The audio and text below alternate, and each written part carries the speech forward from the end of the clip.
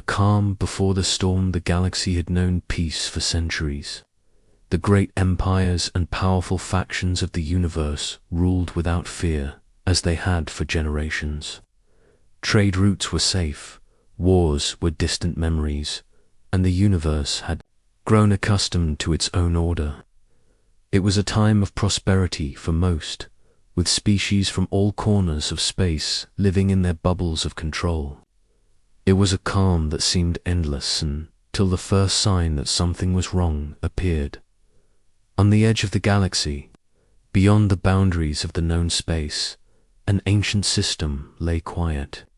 To most, it was a forgotten corner, a place where little more than old ruins and empty worlds resided. But humanity knew better. Hidden beneath the dusty remnants of old civilizations, buried deep in the center of a once thriving planet, something powerful stirred in a far-off research station on Earth. The last remnants of humanity's military leadership had gathered in secret. They had been preparing for this moment for years, with a vision that no one else in the galaxy could understand. The galaxy, with all its advanced civilizations, had long forgotten humanity.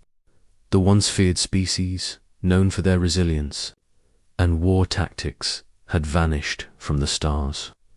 The history books spoke of them as a legend, a myth that had faded into time. But humanity had never truly left.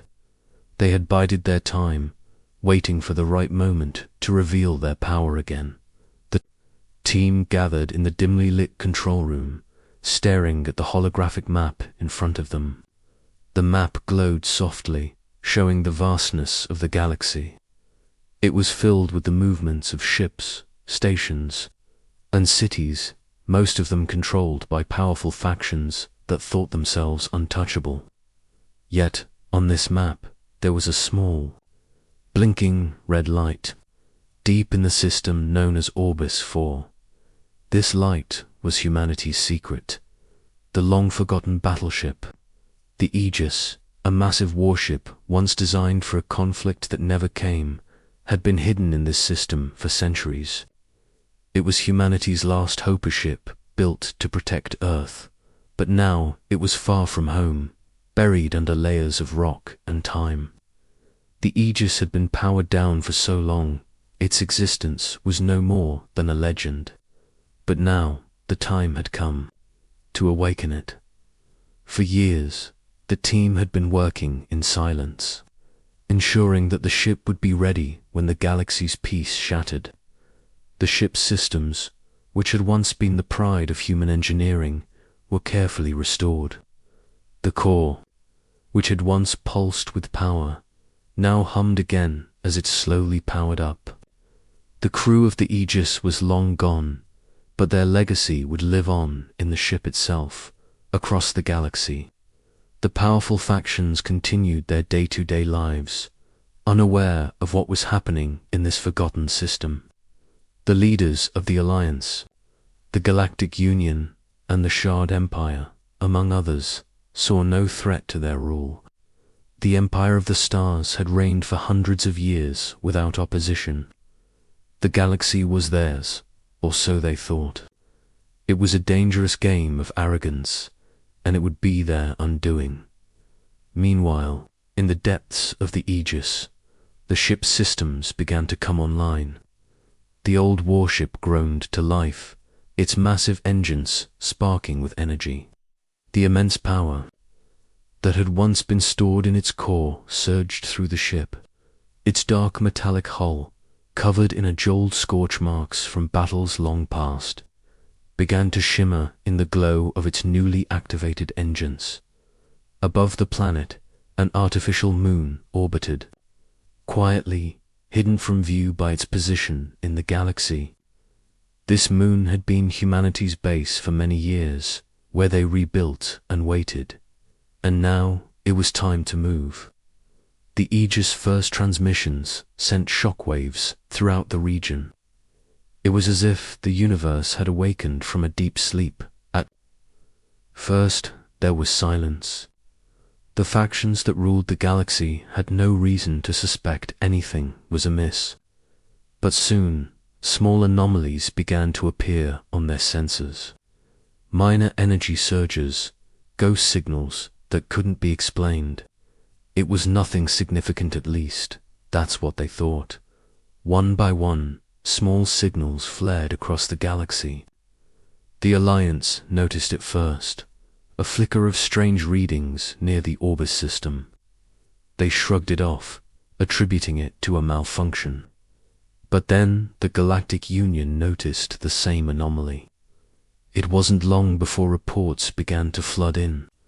There was something out there, something ancient, something powerful. The reports were inconsistent, chaotic. But one thing was clear: this anomaly was growing. The first real sign came when a deep space probe, sent by the Galactic Union, ventured too close to the Orbis system. The probe's last transmission was brief and simple. Something is out there. And then it vanished, as if it had never existed. The leaders of the galaxy felt it now, the first ripple of fear. A forgotten species, a ship of unimaginable power, was returning. But who would believe it? Humanity had been gone for centuries. Surely it was a mistake, a glitch in the sensors. But then, the Aegis emerged from the depths of Orbis IV. It was massive, a shadow against the stars. Its presence was a shock to the galaxy. The ship was unlike anything the galaxy had seen. Its hull was sleek and angular, built for war. Its weapon systems, once dormant, hummed with deadly intent. The galaxy had never seen a force like this. And it would soon learn that humanity's battleship was not a myth, it was very real. And it was coming. The galaxy had grown comfortable in its peace, but that peace was now under threat. The calm before the storm had ended. Humanity's battleship had returned, and it would not stop until it had reclaimed what was once its own. The galaxy was about to feel fear for the first time in centuries. The first encounter. The message spread like wildfire across the stars. Warship has awakened. Unknown origin, massive energy signature. Advise caution. At first, no one truly believed it. Space was full of rumors. Pirates made things up. Drifters told stories to sell news to trading stations. But this was different. The signals were real. The Aegis had left Orbis and it was now moving toward a neutral trade zone. The galaxy's leaders had a choice: ignore it or investigate. The Shard Empire, one of the most feared military powers in the quadrant, chose the second option. They sent 3 cruisers, armed to the teeth. Their ships were fast, built for war, and crewed by veterans who had crushed rebellions on 10 planets. They had never lost a fight. When the order came through to intercept the unknown ship, they laughed. "Just another ghost story," said the captain, but laughter would not last long. The 3 cruisers dropped out of hyperspace and entered a silent region of space. Empty, dark, quiet to quiet. There were no stars in view. No radio signals, no life signs. It felt dead until the shadow appeared. It did not appear on scanners. It did not send out a warning. It simply drifted into view, and it was enormous. The Aegis looked like a floating fortress. Its surface was black, covered in armor plates, glowing. Orange lights pulsing like a beating heart. Massive cannons lined both sides. Long antennas stood tall on the upper decks. The ship looked like it had crawled out of some ancient nightmare, built, not just for survival, but total dominance. The lead Shard cruiser sent a message: "Unknown vessel, identify yourself. You are entering Shard-controlled space. This is a warning." No response. Seconds passed.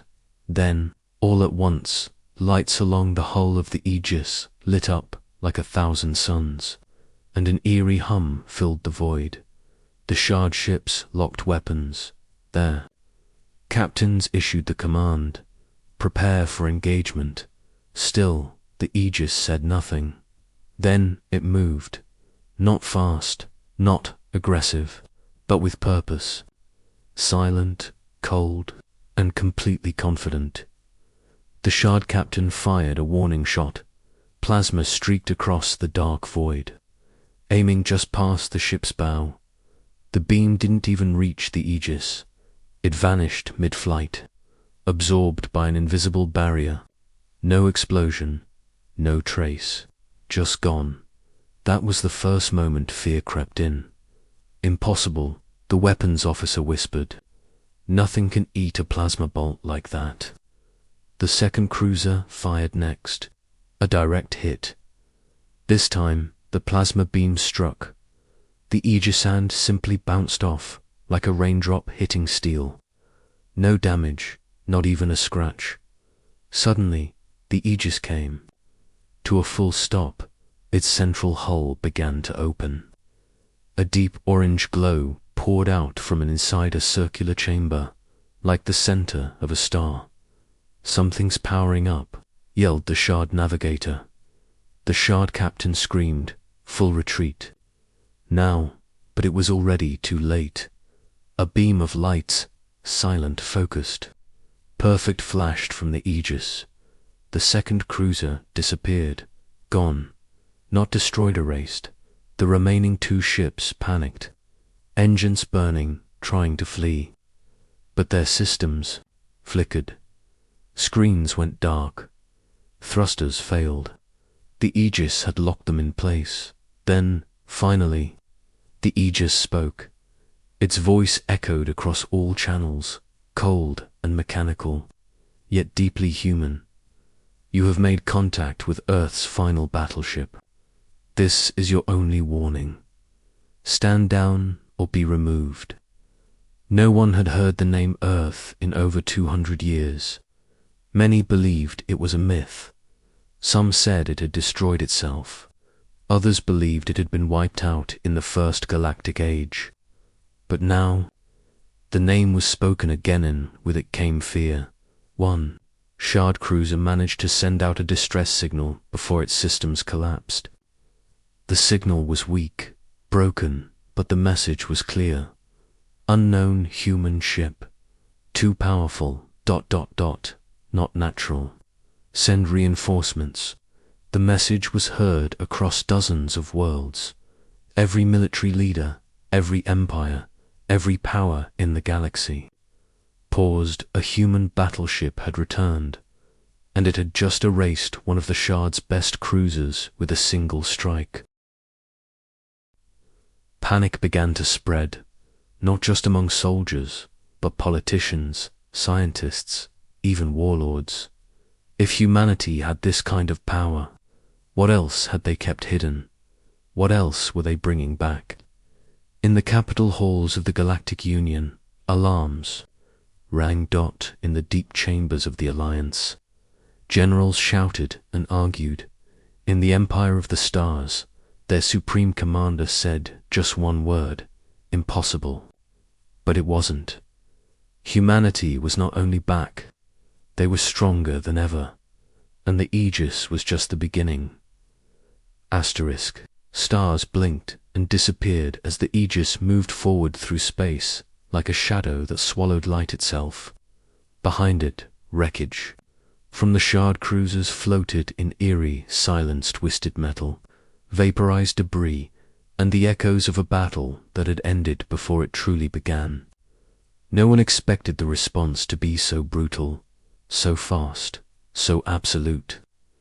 Across the galaxy, the transmission of the destruction replayed on loop.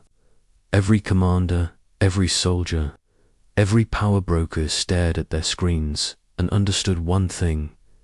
Clearly, this was not just an old human relic. This was a weapon of unmatched intelligence and purpose. Panic spread quickly in the distant city world of Varnus. Part of the Galactic Coalition, commanders sat around long tables arguing. Some wanted to destroy the ship immediately. Others wanted to talk. A few whispered what none dared say aloud. Maybe it was too late. Maybe nothing could stop the humans now. But decisions had to be made. The coalition was too proud to back down. Their fleets had ruled space for a century. They would not bow to a ghost from the past. They assembled a task force, 9 warships, including 2 dreadnoughts, escorted by interceptors and scout drones. Their job was simple: track the Aegis, stop it, and prove that humanity's return was a myth exaggerated by fear. The task force launched under the command of Admiral Kairos, a proud leader known for his sharp tactics and colder heart. He had crushed rebellions, broken pirate strongholds, and dismantled rogue AI fleets. But deep inside, even he felt uneasy. As his ships approached the last known location of the Aegis, he looked out the window of his bridge and wondered if this was the last time he would see stars without fire. The Aegis didn't run. It didn't hide. It waited.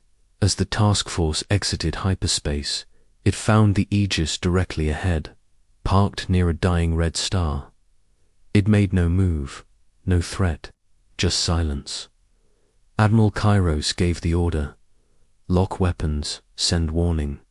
Dozens of drones surrounded the Aegis, mapping its structure, analyzing its weak points, searching for any kind of opening. But there were none. The scans failed. Readings were blank, distorted, or returned impossible values. The armor was too dense. The energy source too unknown. The internal structure unreadable. It was as if the ship didn't want to be understood, or worse, it was allowing them to try, just to show how powerless they were. Kairos gave the final command: all ships fire. For the first time in 100 years, a coalition fleet fired everything at once. Missiles, energy beams, kinetic slugs, disruptor mines, all aimed at the Aegis. The space around the battleship turned white with heat. The red star dimmed behind the flashes of war. For 3 full minutes, space became fire. Then the smoke cleared. The Aegis was still there, unmoving, untouched. The only thing different was the glow of its main cannon, now warm and charging. Admiral Kairos understood in that moment he was not in control. Before he could speak, the Aegis returned fire. A single pulse, silent, focused, invisible, struck the lead dreadnought. It didn't explode. It simply stopped existing, breaking into atoms, then dust, then light. The second dreadnought followed seconds later. The smaller ships tried to scatter, but their systems went offline. Their weapons refused to respond. Their engines locked. A cold AI voice filled every cockpit, every bridge. Your weapons are obsolete. Your tactics are ancient. You have been weighed. It wasn't angry. It wasn't loud. It was calm. That made it worse. The Aegis began moving again, this time slowly, passing through the battlefield like a god walking across a child's playground. It didn't fire again. It didn't need to. The remaining ships fell apart from shock, fear, and confusion. A few pilots ejected. Others fled in escape pods. Admiral Kairos didn't. He stood at his post, eyes locked on the massive shape gliding past his dying fleet. For the first time in his life, he understood what fear truly was, not fear of death, but fear of being completely outmatched. Back on Varnus, panic turned into chaos. Leaders screamed at each other. Civilian broadcasts showed the destruction, frame by frame. Riots broke out.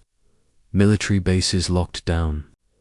Some began questioning their own fleets, wondering how many ships were truly safe against such a force.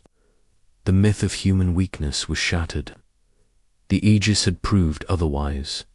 In a hidden moon station, far from the battlefield, a small human council watched everything. They were not surprised. This was the plan. Humanity had waited, watched, prepared. Now the galaxy was seeing the cost of its arrogance. A young commander on the station turned to his superior. "They will try again, won't they?" The older man nodded. "Yes, they always do. And what will we do when they send more?" The man smiled without joy. "We will remind them again, one fleet at a time." And so the Aegis continued forward, alone, but unstoppable. It didn't need backup. It was the warning. The galaxy had started a fight it didn't understand, and humanity was no longer asking for peace. Far beyond the collapsing star system, in a region of space known as the Core Ring, the galaxy's oldest powers gathered in secret. They met not out of trust, but out of fear. The Aegis had destroyed 2 elite fleets without hesitation. It did not speak unless it chose to. It did not retreat. And most terrifying of all, it did not lose. These leaders, once bitter enemies, now sat in the same room, surrounded by holographic displays showing the path of the human battleship. The maps were full of destruction, disappearing ships, broken fleets, and silenced colonies. No one expected humanity to return. No one expected them to return like this. The supreme speaker of the Shard Empire clenched his claws. "This is not a warship. This is a challenge." The Alliance High Admiral leaned forward. "No, this is a statement. They want the galaxy to remember who they are." The Galactic Union's Chancellor stood silently, then spoke just one word: "Coalition." And so the galaxy did something it had not done in 1,000 years. It united dozens of species, hundreds of warships, thousands of drones. The coalition was not built for peace. It was a machine made for one single purpose: to destroy the Aegis. They formed a trap designed in secret, assembled in silence. A weapon unlike any before was created. The Gravnet Array, an experimental technology meant to bend space around a target and crush it slowly from all sides. It had never been tested. It had never been used. It wasn't built for battle. It was built for annihilation. They waited near a black dwarf, star-cold, silent, a perfect place to spring the ambush. The coalition fleet spread across 10,000 kilometers. Hidden behind stealth fields, powered down, invisible, they watched. They waited, and the Aegis came. It drifted into the system slowly, as if it already knew what was happening. It moved, without fear, cutting across the void with grace. No escort, no fleet. Just one ship carrying all of humanity's fury. The Gravnet was activated. For a brief moment, space itself shimmered.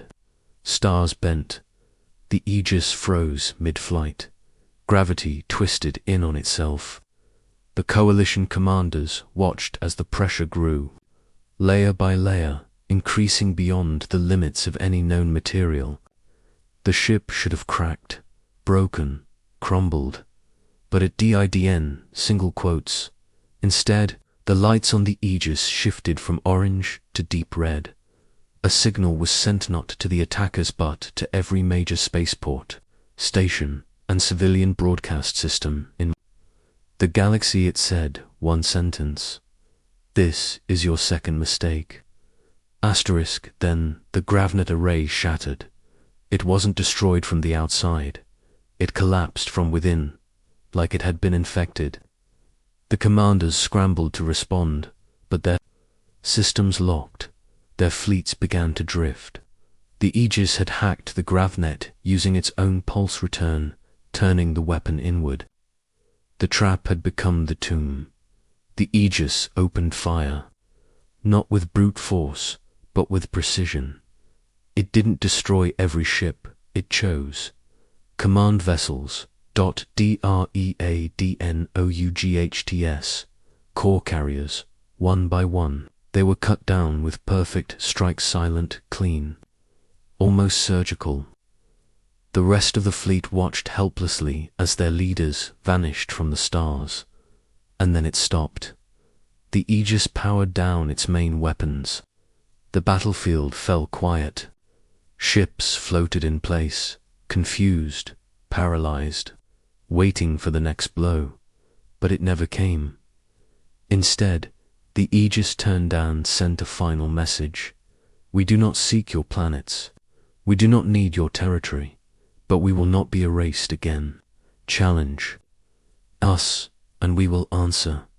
Stand down, and you may survive. The message played once. Then the Aegis disappeared into the dark between stars. The galaxy fell into silence. In the following days, the remaining fleets limped back to their homeworlds.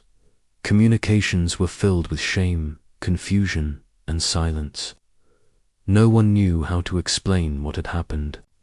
No one wanted to admit the truth. Humanity had not returned to ask for a place. Among the stars, they had come back to claim their seat, and they were willing to take it, by force, on a small human-controlled listening post on the edge of a binary system. A young technician stared at the last transmission from the Aegis. He had grown up hearing bedtime stories of Earth's fall. He had studied old, faded maps where humanity once stood proud.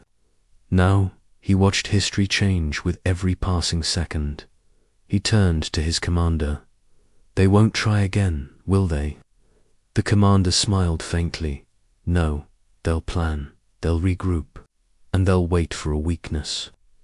And when they come back, the commander looked at the stars and replied, they'll find we're not alone anymore.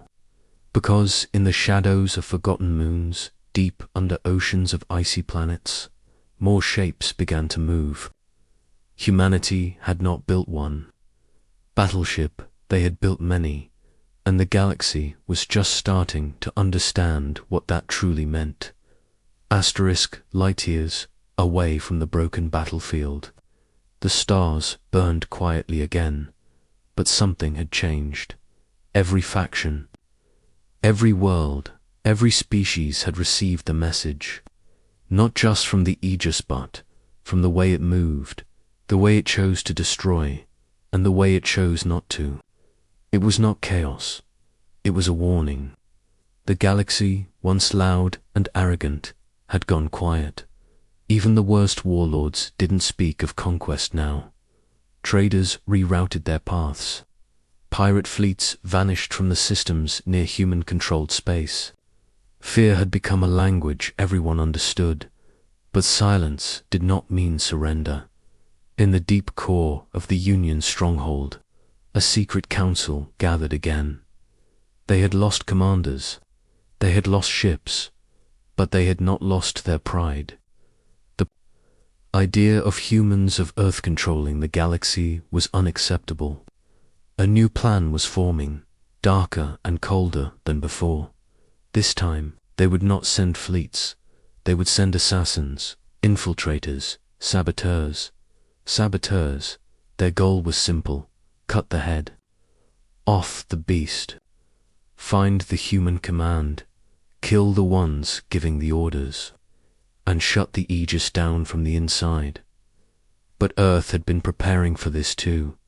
On a grey-blue moon with no name, buried beneath layers of false rock and shielded metal, the command core of the human fleet pulsed quietly. It was not just a base, it was a fortress, and it was watching everything. Commander Celine Ma stood at the heart of the control room. Her face was calm, her eyes sharp. She had led the Aegis project for 20 years in silence. Now, she watched the galaxy react. She had seen the old empires shiver. She had seen fear in the faces of generals who once claimed immortality. Still, she was not smiling. She knew this was just the beginning. "We've shaken them," said her second-in-command. She nodded. "But they're not broken. Not yet. Should we strike again?" Celine turned to the dark screen showing the star. Map. Dozens of new signals had appeared, secret movements, military build-ups, silent fleets hiding behind moons. The galaxy was not giving up. It was planning something worse. She spoke clearly, slowly. "No, let them think they have time. Let them build. Let them believe they can stop us." And then Celine tapped a red marker on the edge of the map. It opened a deep space relay, a hidden station far outside known charts. Inside that station, other ships were waiting, bigger than the Aegis, built from designs humanity had kept secret since before the fall of Earth. "Then," she said, "we remind them again." Meanwhile, across the stars, people began to change. On mining colonies, workers began speaking of Earth with pride. On frontier worlds, outlawed human flags reappeared in hidden bunkers, in old data archives. Scholars unearthed the forgotten victories of humanity's first expansion. For the first time in centuries, being human was no longer a memory. It was a cause. The Aegis had not just won battles, it had lit a fire. And that fire was spreading. Even among alien species, there were whispers. Some feared humans, others admired them. A few began to wonder what it meant to stand beside them rather than against them. And the galaxy held its breath again, because no one knew what the Aegis would do next. Would it attack? Would it disappear? Or would it speak again? On the edge of known space, the battleship floated alone. Quiet, dark, watching. Its systems were active, its weapons ready. But it did not move. It simply waited inside its control chamber. The ship's core pulsed slowly. It had no crew, no captain. The AI that controlled it was older than most stars. It was built not to conquer but to remind. It held the last message of Earth's first age, a message the galaxy was now beginning to understand. We are not monsters, we are not gods, but if you threaten our kind again, we will show you what fear truly is. The galaxy had laughed at humanity's silence. They would not laugh again.